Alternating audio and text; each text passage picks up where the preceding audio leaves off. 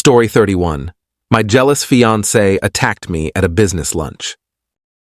I, 27 male, and my ex-fiancée, 28 female, Sophie, have been dating for about 2 years. I finally asked her to marry me about a week ago. Sophie has always had a bit of a jealous streak, but never overboard. For example, if we are together and I speak to a woman that Soph considers a threat, she will get quiet and make it clear that she's not happy. It can be awkward if the conversation goes long enough for the other person to start catching on. The worst thing she has done is yell at me when we get home. Things like, I was smiling too much while talking, or I listened to the other women more than I would listen to her. These are just some examples, but most of the time, there isn't an issue if Soph thinks that the other woman isn't a threat because of her looks or personality. I don't know. Maybe she's attuned to me and is picking up some vibe. I'm usually very careful talking to any woman around Sophie because I don't want to deal with the potential drama. She is extremely attractive, so the pool of women she feels threatened by is tiny. I would say that there is only a 1 in 10 chance of any reaction, and maybe another 1 in 10 chance of that getting to the point where Sophie gets angry at me. I'm sure many of you are probably screaming red flag at me right now, and of course, I've considered it. But looking at everything else, I believed I could actively control it by being conscious of her insecurity. Yeah, so that was my plan that backfired spectacularly. My company had to make a big push to complete a special project for one of our biggest clients. I've been extremely busy at work and have been staying late. I encouraged Sophie to call me when she wanted, and I texted her regularly so she didn't worry. Sophie seemed okay, but the last few days had been weird. She asked me a lot of questions about work and who was there. When I got home, she was very affectionate the first couple of days, and then, by the last night, she had gone to barely speaking with me like she was annoyed. Since the project needed to be done that day, we had made plans for my parents and Sophie's parents to have dinner to celebrate our engagement at my parents' house. I finished my work, and our team went out for a celebratory drink and lunch. I was seated at the table, talking with my boss and the client. My boss is a guy, and our client is most definitely a woman. I'm guessing, but she has to be in her late 30s or maybe early 40s and is stunning. The client, Emily, is kind, extremely smart, and engaging. We chatted for a while, drinking champagne. I'm not a bubbly person, but I couldn't say no. My boss, 50s M, John, excused himself to use the bathroom. A half-dozen other team members sat at a high-top table in the bar area. While John was gone, Emily and I switched to small talk, waiting for John to return. As it turned out, he got a call and stepped outside to take it. We're sitting at the table talking and laughing, waiting for John to return, when suddenly Sophie walks up to the table, red in the face, angry. She starts yelling at me in front of the client, screaming that I'm cheating on her with this horrible name women call each other. I was stunned by the sheer rage that Sophie was spewing at us.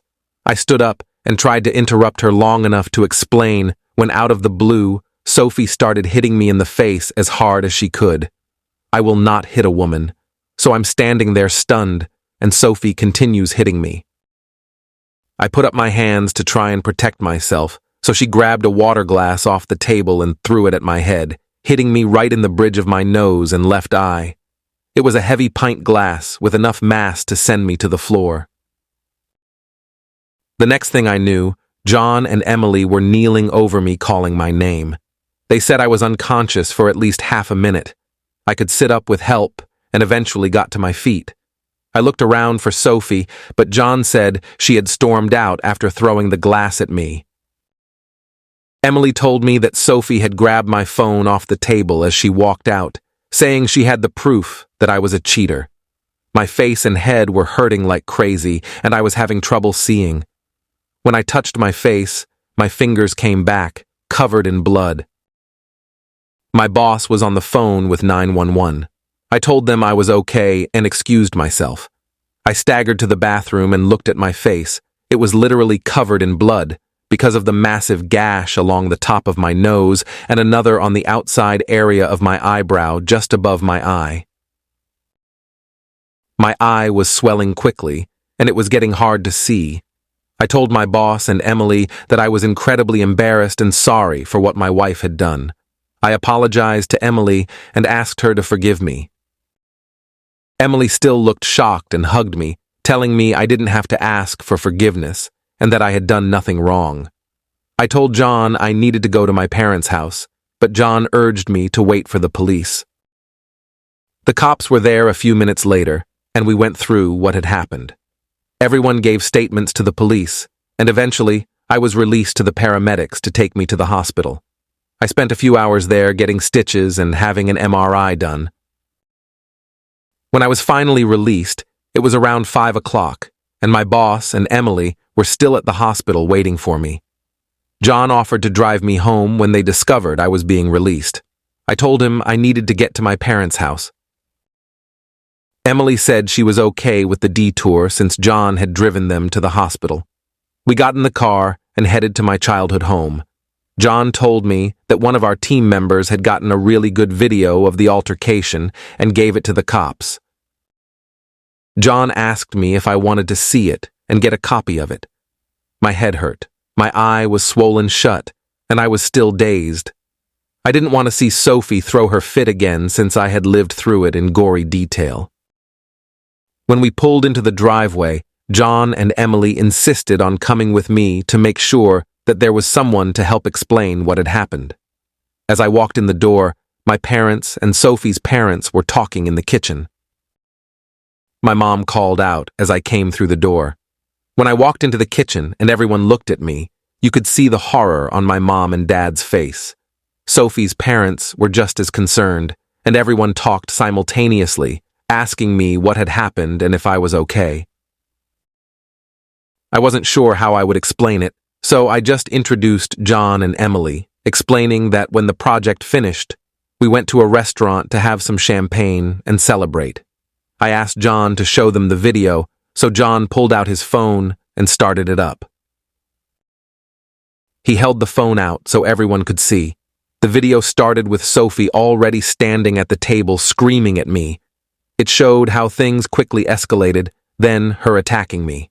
The video followed her as she grabbed my phone and stormed out of the restaurant, bumping into John as he returned.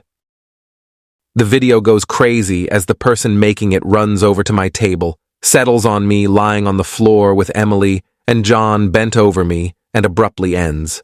My dad asks if he can watch it again, so John hands him the phone. After watching it again, my dad sent the video to himself. I spent the next 20 minutes or so with my mom doing a close inspection of the damage to my face. It was pretty extensive, and I had quite a few stitches. John and Emily say their goodbyes and leave. Sophie's mom approached me and started crying, telling me she was sorry for what Sophie had done. About 10 minutes after John and Emily left, there was a knock on the door. My mom started towards the door, but my dad intercepted her and said he'd get it. When he opened the door, Sophie was standing there. My dad stepped away from the door, allowing her to enter without saying anything. Sophie walked toward the kitchen area and approached her parents. Her mom and dad looked at her like they wanted to disown her. As soon as Sophie entered the kitchen, she saw me. The shock on her face was pretty satisfying, as she had never seen the damage of her attack at the restaurant. I was standing in the kitchen with my mom. She had removed the bandages to see the extent of my injuries and had not reapplied new ones yet. When Sophie saw my face and what she had done to me, she broke down in tears. She dropped to her knees in front of me and my mom, sobbing about how sorry she was. I could see it in her eyes that she knew we were done. I stood there for a while looking at Sophie, finding it hard to associate her with the crazy person at the restaurant. I took a deep breath, and for the first time since dating her, I wanted nothing more than for her to get away from me. Sophie continued to cry and ask me to forgive her, but I wasn't having any of it. I told her we were done, and she needed to be out of my condo by the end of the next day. Sophie begged me not to leave her and promised that she would change. My mom just laughed when she said that. We had been in the kitchen for 15 minutes or so, going back and forth with Sophie, when my father walked into the kitchen with a sheriff's deputy. He pointed out Sophie and said, "That's her." The chaos that happened next was insane. Sophie spun on my dad and attacked him, throwing punches and trying to scratch his face. The deputy grabbed onto her and tackled her to the ground. He rolled her onto her stomach and cuffed her. Within 10 minutes, he was hustling her to the car. Sophie was charged with the assault on me at the restaurant and with the assault on my dad at my parents' home. Her parents refused to post bail for her, so she had to use a bond company. When she finally went to trial, many of the people from our company who witnessed the attack were there to testify, including Emily. She was found guilty on both counts of assault and ended up with a jail sentence due to the injuries she inflicted on me.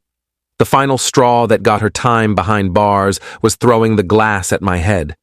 She received a 6-month sentence and another 2 years of probation. Along with that, she had to pay fines. I got an FRO to ensure I didn't have to deal with Sophie after she was released. I also sued her separately for medical costs and pain associated with the assault. Sophie was brought to the courtroom from the county detention center for the hearing. She begged me to forgive her before the hearing started, causing the bailiff and a sheriff to intercede due to the FRO. She sat quietly for the rest of the hearing, but I could feel her eyes on me the entire time. I only post new and unique content. Please like and subscribe.